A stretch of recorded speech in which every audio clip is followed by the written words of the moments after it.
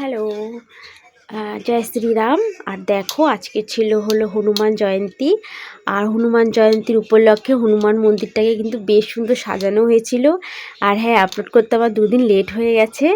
তো হনুমান জয়ন্তী উপলক্ষে কিন্তু সেই সুন্দর পরিবেশটা লাগছিল, আর মন মেজাজটা খুব ভালো হয়ে উঠেছিল। আর অনেক ভিড় ছিল। আর দেখো সিঁড়িতে যখন উঠছিলাম ভেতরে প্রচুর ভিড় ছিল। আর এখানে কিন্তু সেরকম ক্যামেরা অ্যালাউ করেনি, ঠিক আছে, যার কারণে ভেতরের দৃশ্যটা আমি আর দেখাতে পারলাম না।